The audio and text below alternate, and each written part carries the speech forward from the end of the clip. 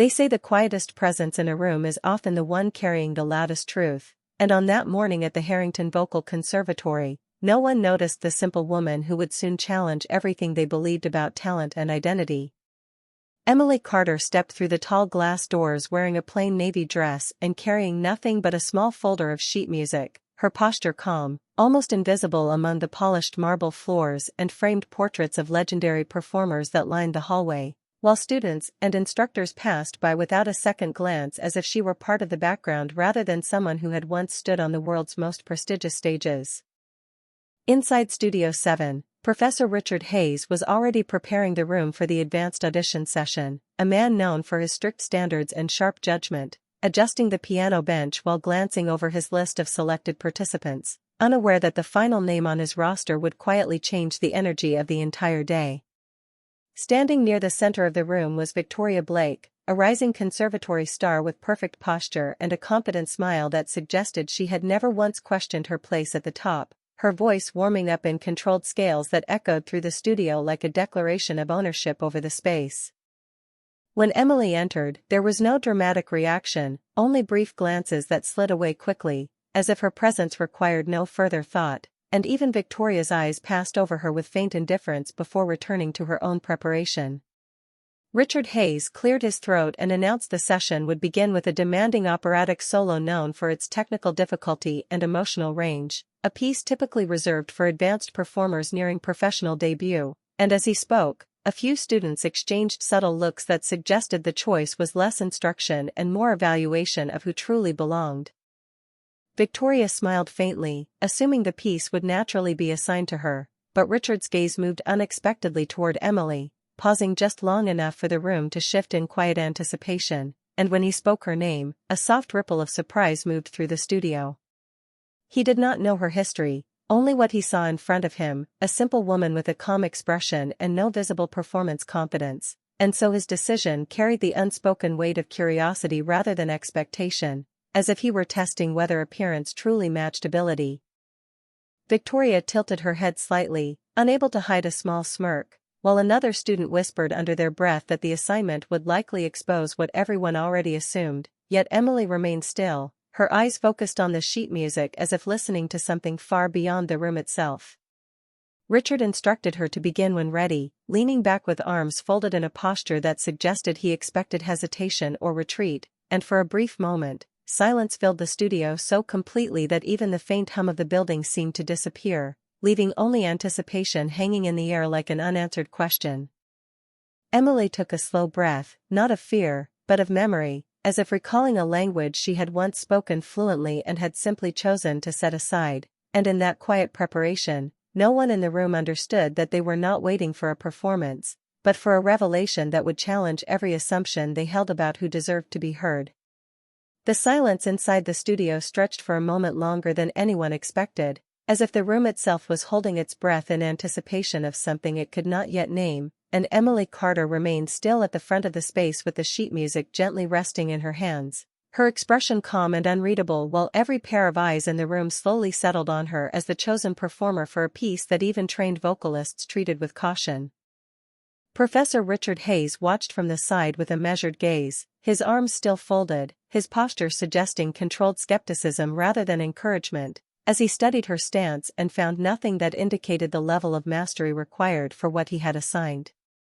Victoria Blake leaned slightly toward another student, whispering something under her breath with a faint smile that carried the assumption of an inevitable outcome, while the rest of the class remained seated in quiet expectation, sensing the tension that always preceded a difficult performance but unaware that this moment would not follow any familiar pattern. Emily lowered her eyes to the sheet music and adjusted her grip, her fingers steady, her breathing slow and deliberate, as if she was not preparing for judgment but simply reconnecting with something deeply familiar that had always belonged to her. Richard cleared his throat and gave a subtle nod signaling that she could begin, though his expression suggested he was already preparing to evaluate the limits of her ability rather than witness its expansion. For a brief second, nothing happened, and the silence grew heavier, drawing the attention of everyone in the room until even the smallest movement felt amplified, and then Emily took a single step forward, grounding herself with quiet precision. She closed her eyes for a moment, not in hesitation but in focus, and when she opened them again, there was a slight change in her presence, something subtle yet undeniable, as if a deeper version of her had stepped forward while the rest of her disappeared into stillness. The first sound that followed was not powerful, but controlled, a delicate opening tone that carried across the room with unexpected clarity, causing a few students to straighten instinctively as they tried to understand what they were hearing. Victoria's expression shifted almost imperceptibly, the faint confidence in her eyes replaced by a flicker of uncertainty as the tone extended further than expected, smooth and steady, carrying emotional depth that did not match the image of the woman standing before them. Richard's posture changed slightly, his folded arms loosening as he began to listen more carefully, not yet reacting but no longer dismissing what he heard. Emily continued, each note building upon the last with precise control, her voice moving through the difficult passage with a balance of strength and restraint that suggested years of disciplined training rather than casual preparation, and the room slowly began to lose its earlier assumptions as attention turned fully into focus. A student in the back shifted forward in their seat, another lowered their gaze to the sheet music as if trying to confirm what they were hearing was real, and the atmosphere tightened with growing disbelief. Emily remained composed, her expression unchanged, as her voice expanded into more demanding sections of the piece, carrying emotional weight that seemed to fill the entire studio without effort. Richard's eyes narrowed slightly, not in disapproval but in recognition that something about this performance did not align with what he had believed moments earlier, and for the first time, he said nothing at all. The final notes approached with a controlled intensity, and as Emily completed the passage, the sound resolved into a perfect finish that lingered in the air longer than expected, leaving the room suspended in absolute silence, as if no one was ready to break the moment that had just rewritten their understanding of who stood before them. The final note still lingered in the air, slowly fading into silence that felt heavier than applause, as if the entire studio had been suspended in a moment that no one was yet prepared to interrupt, and Emily Carter stood exactly where she had finished, her posture unchanged, her expression calm, as though nothing unusual had happened at all.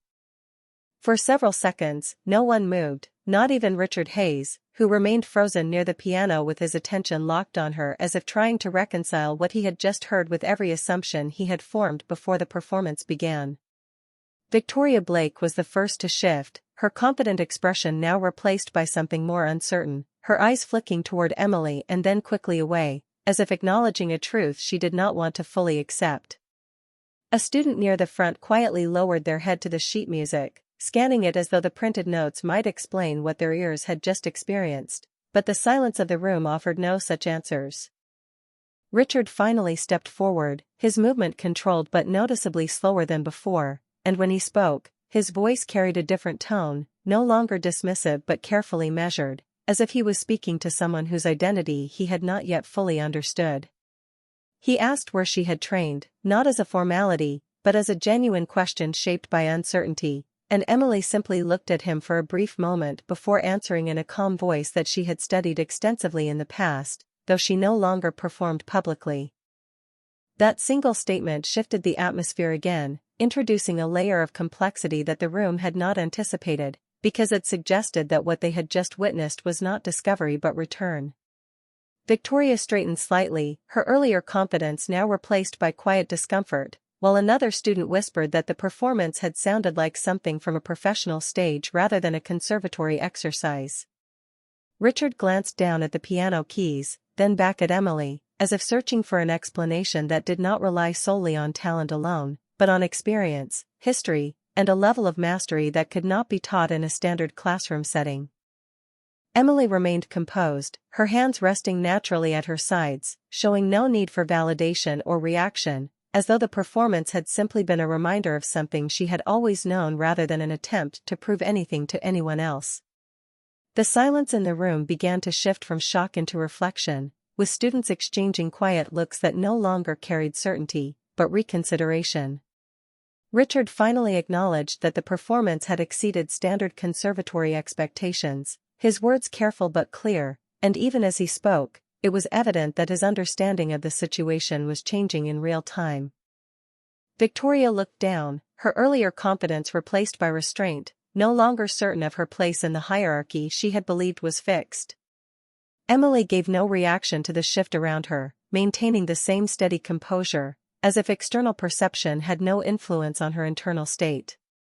The studio, once filled with assumptions and quiet judgment, now felt different, as though a hidden layer of truth had been briefly revealed and could not be unseen. And in that lingering silence, the realization settled across the room that what they had witnessed was not simply a performance, but a reminder that true mastery often arrives without announcement, and never asks for permission to be recognized. The silence that followed the realization inside the studio did not disappear quickly. Instead, it settled into a deeper and more reflective atmosphere, as if every person present was now reconsidering not only what they had just witnessed, but also how easily they had misjudged the person standing quietly at the front of the room. Emily Carter remained still, her presence unchanged, her calm expression offering no reaction to the shift in energy around her, while Professor Richard Hayes slowly lowered his gaze toward the piano as though searching for meaning in something that could no longer be explained by standard evaluation. Victoria Blake stood with her arms loosely at her sides, no longer projecting confidence, her earlier certainty replaced by a restrained silence that made her appear smaller within the space she had once seemed to dominate. Richard finally broke the silence again, his voice softer than before, acknowledging that what had just occurred was far beyond typical conservatory performance standards, and that it warranted a reassessment of how talent was identified and measured within the program. A few students exchanged quiet looks, no longer focused on judgment but on understanding, as the atmosphere shifted from competition to reflection. Emily listened without interruption, her posture steady, as if the conversation around her belonged to another layer of reality that she no longer needed to engage with directly. Richard asked her once more about her background, this time with a noticeably different tone, not of authority, but of genuine curiosity shaped by respect. And Emily paused briefly before responding that she had once performed professionally at an international level, but had stepped away from public performance years ago for personal reasons. That single statement changed the way several people in the room processed everything they had just seen, because it confirmed that what they had assumed to be sudden brilliance was actually the resurfacing of long-established mastery. Victoria turned her head slightly, now fully aware that her earlier confidence had been based on incomplete understanding, while another student quietly admitted that they had never heard anything comparable within the conservatory environment. Richard walked slowly toward the center of the room, looking at Emily with a level of recognition that was no longer academic but human, acknowledging that experience outside institutional boundaries often carries a depth that formal systems fail to detect. Emily, however, showed no interest in validation, her focus remaining inward, as if the performance had been less about proving ability and more about briefly returning to something deeply familiar.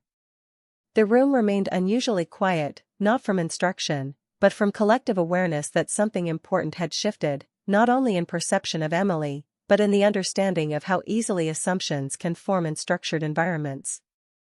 Richard finally spoke again, stating that her presence in the session had revealed a gap in how the conservatory evaluated true artistry, and that her performance would be discussed at a higher level within the faculty. Emily gave a slight nod, neither accepting praise nor rejecting it, maintaining the same calm composure that had defined her from the beginning. Victoria lowered her gaze fully now, no longer participating in silent comparison, but in private reflection. And as the moment extended, the studio no longer felt like a place of evaluation, but like a space where certainty had been replaced by awareness, leaving behind a quiet understanding that true excellence does not announce itself, but simply exists until it is finally recognized. The atmosphere inside the conservatory studio continued to shift in a quiet but undeniable way, as the earlier sense of judgment and hierarchy had dissolved into something more reflective, leaving behind a room full of people who were no longer certain of their initial assumptions. Emily Carter remained at the front of the space, her posture unchanged, her expression steady and composed, as if the weight of attention around her had no influence on her internal calm. Professor Richard Hayes stood a few steps away, no longer in his earlier posture of authority, now visibly reconsidering not only the performance he had just witnessed but also the way he had evaluated talent within his classroom over time. Victoria Blake stayed silent, her confidence from earlier now fully replaced with a restrained stillness, her gaze lowered as she processed the gap between expectation and reality that had been revealed in a matter of minutes. Richard finally addressed the room again, his voice measured and thoughtful, acknowledging that the session had taken an unexpected turn and that what they had witnessed from Emily could not be categorized as a typical student demonstration. He explained that her performance demonstrated technical mastery, emotional control, and artistic maturity that extended beyond the conservatory curriculum, and that such ability required serious consideration rather than casual evaluation. A few students shifted in their seats, no longer whispering or exchanging judgments, but instead listening with focused attention as the tone of the room moved from competition to quiet respect. Emily listened without interruption, her hands resting naturally at her sides, showing no visible reaction to the discussion about her ability, as though external validation had no effect on her sense of self. Richard asked if she would be willing to participate in an advanced showcase later in the semester, a formal stage reserved for select performers, and for the first time, a subtle pause appeared in Emily's response. She did not refuse, nor did she accept immediately, instead stating calmly that she would consider it, her tone even and without hesitation, suggesting that her decision was not driven by recognition but by personal intent. Victoria, still quiet, finally looked up briefly, her expression no longer carrying rivalry but instead a subdued awareness that comparison was no longer relevant in this situation. Another student softly commented that Emily's performance had sounded like something from a professional opera stage rather than an academic setting, a sentiment that Richard did not dispute. Instead, he nodded slightly, acknowledging that distinction with a seriousness that marked a shift in how he now viewed her presence. Emily then gathered her sheet music with calm precision, preparing to step away from the center of attention, as though the moment that had just occurred was already part of the past for her. As she moved, the room instinctively parted slightly, not out of instruction but out of recognition, as if space itself was being given without request. Richard watched her carefully, realizing that what had unfolded was not simply a demonstration of skill, but a reminder that true artistry often exists outside structured recognition until it is unexpectedly revealed. Victoria remained still, no longer engaged in silent comparison, but in reflection that would likely stay with her far longer than the session itself. And as Emily reached the edge of the studio, the environment behind her returned slowly to motion, yet the silence that lingered carried a lasting awareness that some forms of mastery do not announce themselves, but instead emerge quietly, leaving behind a changed understanding in everyone who witnesses them. As Emily Carter stepped out of the conservatory studio, the quiet corridor outside felt noticeably different from when she had first entered earlier that day, as if the air itself had absorbed the tension and transformation that had just taken place inside the room. She walked with steady composure, her sheet music held lightly in one hand, her expression unchanged, showing no sign of pride or disturbance, only a calm return to her usual state of stillness. Behind her, inside the studio, the subtle shift in atmosphere continued as students and instructors remained seated for a moment longer, processing what they had witnessed, while Professor Richard Hayes slowly returned to his notes, though his focus was no longer on instruction but on reconsideration.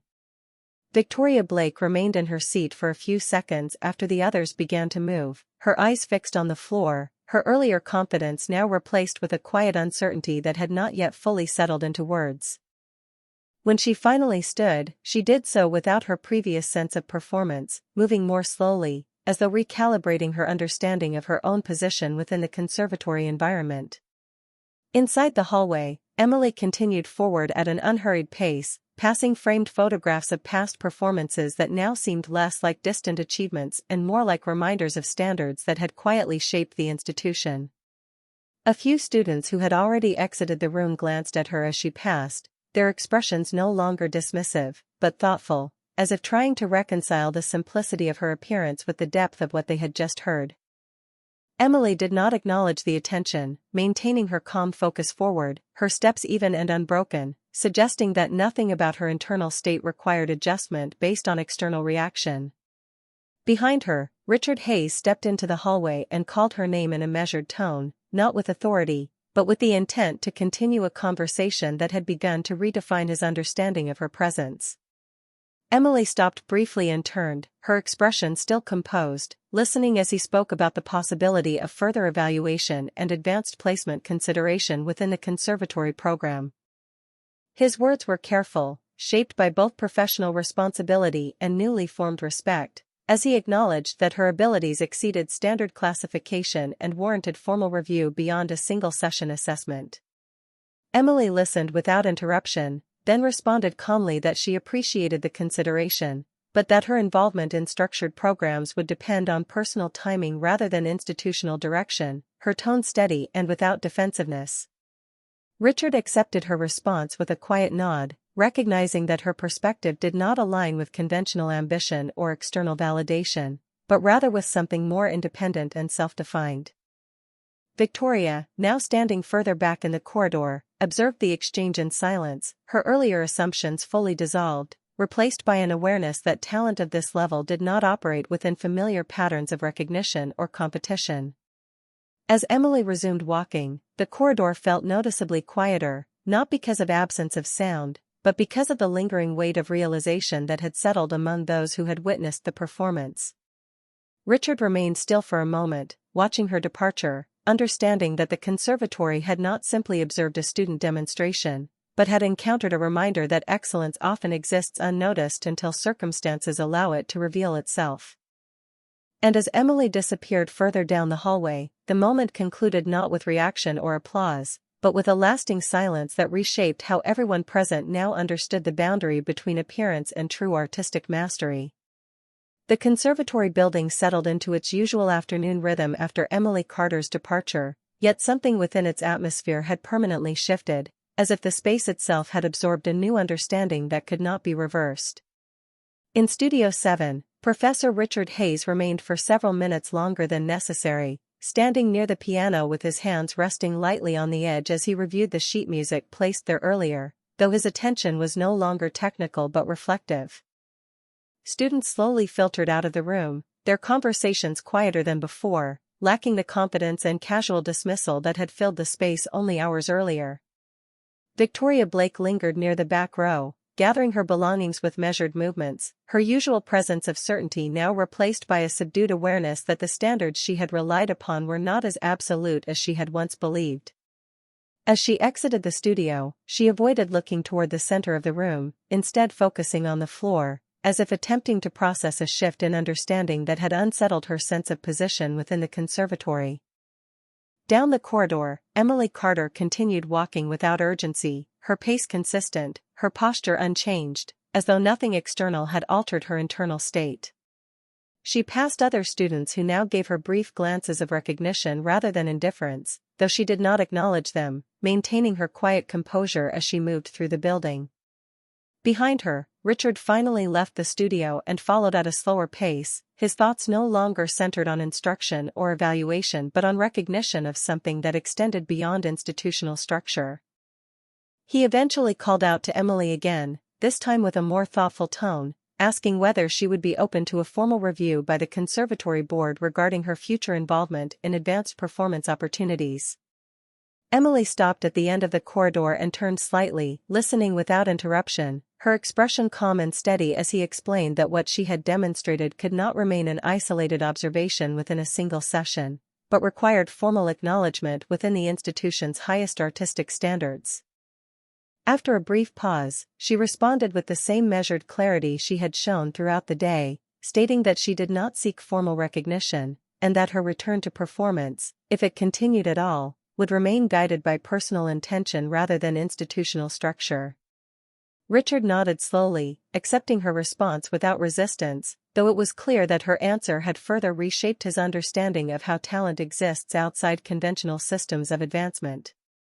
Victoria, now standing further down the corridor, overheard part of the exchange and remained silent, her earlier assumptions fully replaced by a quieter awareness that ability of this magnitude was not defined by visibility or status. Emily then adjusted her grip on the sheet music and continued walking, her presence steady and unchanging as she moved toward the exit of the conservatory. The building around her resumed its normal activity, yet the memory of what had occurred remained embedded in its atmosphere, influencing every conversation and every reflection that followed. Richard stood still for a moment longer, watching her disappear from view, understanding that what he had witnessed was not simply an exceptional performance, but a reminder that true mastery does not announce itself through position or expectation, but reveals itself only when circumstances allow it to be seen clearly, leaving behind a permanent shift in perception that no ordinary evaluation can undo. The late afternoon light filtered through the tall glass windows of the conservatory, casting long, quiet reflections across the polished hallway floor as the building gradually returned to its usual rhythm, yet nothing about the atmosphere felt entirely the same after what had taken place earlier that day. Emily Carter had already left the main building, but her presence seemed to linger in subtle ways, reflected in the slower conversations of passing students and the more thoughtful expressions of instructors who had once dismissed her without hesitation. Inside Studio 7, Professor Richard Hayes remained alone for a few moments longer than usual, standing near the piano with a stillness that matched the silence around him, his attention no longer on instruction but on reconsideration of everything he thought he understood about performance evaluation. He finally closed the sheet music placed on the stand, his movement deliberate, as though acknowledging that what he had witnessed could not be contained within ordinary academic classification. Down the corridor, students moved in small groups, their conversations quieter than before, many of them replaying the performance in their minds, now aware that they had been present for something far beyond a standard conservatory session. Victoria Blake walked slowly toward the exit, her posture no longer carrying the confidence she had entered with earlier in the day, her thoughts focused inward as she processed the realization that skill and appearance did not always align in the ways she had assumed. She did not speak to anyone as she left, instead maintaining silence that reflected a shift in understanding rather than defeat. Near the main entrance, Richard Hayes caught up to her briefly and spoke in a calm, measured tone, not to correct or evaluate, but to reflect on what the session had revealed about the limitations of initial judgment. Victoria listened without responding, her expression steady but subdued, acknowledging through silence that the experience had altered her perspective more than any formal instruction could have. Outside the building, Emily Carter stood for a brief moment on the steps, looking out toward the quiet street beyond, her expression unchanged as she adjusted the strap of her folder and prepared to continue her path forward without hesitation. The evening air carried a sense of calm that contrasted with the intensity of the day, and as she walked away from the conservatory, there was no sense of departure from success or failure, only continuation of a life that did not depend on external recognition. Behind her, Richard remained near the entrance, observing her departure from a distance, now fully aware that the experience would remain with him far beyond the structure of the course or the boundaries of the institution. The conservatory doors slowly closed behind the last students, and the building returned to quiet stillness, but the impact of what had occurred continued to circulate through its environment, reshaping quiet conversations, internal reflections, and professional reassessments.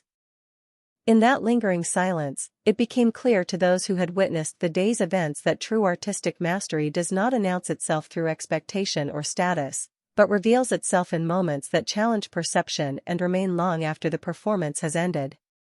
The conservatory was already closing for the evening when the final traces of activity faded into a calm and orderly silence, leaving only the soft echo of footsteps across the marble floors as staff and students completed their departures, unaware that the impact of the day's events would continue far beyond the physical space they were leaving behind. Emily Carter had already left the premises earlier, and yet her presence still felt embedded within the building, carried through lingering conversations and quiet reflections that no longer carried judgment but instead carried reconsideration and respect. Inside the administrative office, Professor Richard Hayes sat alone reviewing the session report, his attention no longer focused on standard performance metrics but on the deeper implications of what had occurred during the audition, particularly how quickly perception had shifted once true ability had been revealed. He paused several times while writing, as if choosing his words carefully, aware that the documentation would not only represent a student evaluation but also a reflection on institutional awareness and bias in talent recognition. Across the campus walkway, Victoria Blake walked slowly toward the exit gate, her earlier confidence fully replaced by a quiet introspection, no longer measuring herself against others but instead reconsidering the assumptions she had relied upon in competitive environments. She stopped briefly near the outer steps of the conservatory, looking back at the building as evening light reflected softly off its glass facade, her expression no longer defensive but contemplative, as though the events of the day had permanently shifted her understanding of artistic hierarchy.